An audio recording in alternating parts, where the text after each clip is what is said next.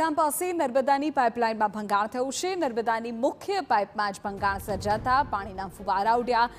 હજારો લીટર પાણીનો વેડફાટ થયો હોવાનું પણ સામે આવ્યું છે। આપ દ્રશ્યમાં જુઓ, સ્થાનિકોનું કહેવું છે કે છેલ્લા કેટલાક સમયથી અહીં ભંગાણ થયું છે, પાણીનો વ્યય થઈ રહ્યો છે, પરંતુ તંત્રના અધિકારીઓ ફરક્યા નથી।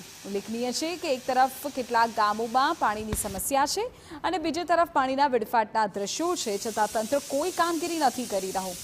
તંત્ર વહેલી તકે નર્મદાની લાઇનનું સમારકામ કરીને પાણીનો વેડફાટ અટકાવે તેવું લોકોનું કહેવું છે।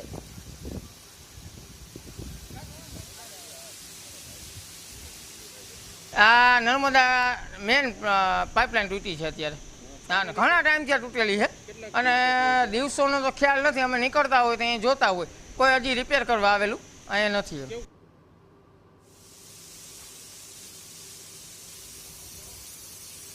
હજારો લીટર પાણીના વેડફાટના દ્રશ્યો આપને બતાવી રહ્યા છે। એક તરફ આકરા ઉનાળામાં કેટલાય કાબુમાં પીવાનું પાણી પહોંચતું નથી અને બીજી તરફ છેલ્લા ઘણા દિવસોથી આ પ્રકારે પાણીનો વેડફાટ થઈ રહ્યો હોવા છતાં કોઈ જ સમારકામની કામગીરી ન થતી હોવાનું સ્થાનિકો કહી રહ્યા છે। ઘણા દિવસોથી આ પાઇપ તૂટેલી છે અને તેમાંથી પાણીનો વ્યય થઈ રહ્યો છે। હજારો લીટર પાણીનો વેડફાટ તો થઈ ચૂક્યો છે, આખરે ક્યારે સમારકામ થશે એ પ્રશ્ન છે।